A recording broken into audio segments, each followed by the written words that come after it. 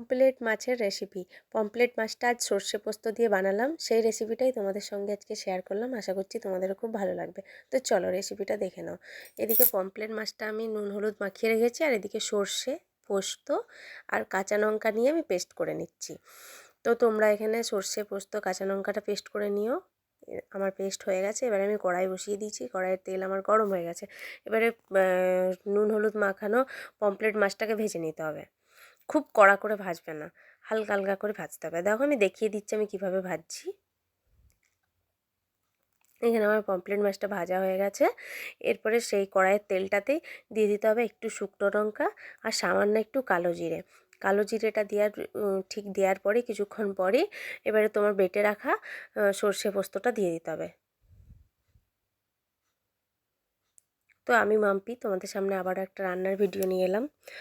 তো আমার ভিডিওগুলো দেখতে কার কার ভালো লাগে অবশ্যই আমাকে লাইক করে কমেন্ট করে জানিও। আর যারা যারা এখনও চ্যানেলটা আমার সাবস্ক্রাইব করোনি অবশ্যই যে চ্যানেলটা সাবস্ক্রাইব করে দিও। তো দেখো এখানে আমার সর্ষে পোস্তটা দেওয়া হয়ে গেছে। এবার এখানে সামান্য একটু হলুদ আর একটু নুন অ্যাড করে নিচ্ছি।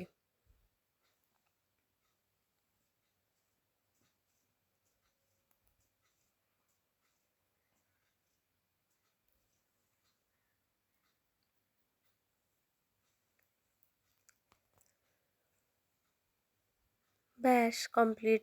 এবার এটাকে ভালো করে একটুখানি নেড়ে চেড়ে জল দিয়ে দেবো। সর্ষে তো বেশি বেশি ওটাকে নাড়াতে নেই, কারণ তাতে ওটা কি না সর্ষেটা তেতো হয়ে যায়। সেই কারণে আমি বেশিক্ষণ নাড়ছি না, হালকা একটুখানি মানে যতটুকুন ফুটানোর দরকার এইভাবে ততটুকু আমি নেড়ে চেড়ে জল দিয়ে দেবো।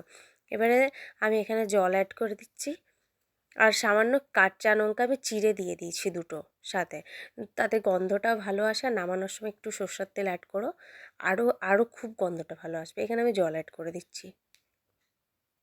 তোমরা তোমরা যেরকম খাবে একটু একটু চাপচাপও রাখতে পারো, একটু ঝোলও রাখতে পারো। দেখো আমার জল ফুটে গেছে। এবার আমি এখানে মাছটা দিয়ে দেবো। মাছটা দিয়ে বেশিক্ষণ ফুটাবো না, সামান্য একটুখানি দিয়েই। আর এখন তো শীতকাল, শীতকাল মানেই ধনেপাতা, একটু সামান্য ধনেপাতা উপর থেকে ছড়িয়ে নামিয়ে নেব। চলো আমার রেসিপি কমপ্লিট। কেমন লাগলো অবশ্যই আমাকে কমেন্ট করে জানিও। তো চলো এখনকার মতন টাটা।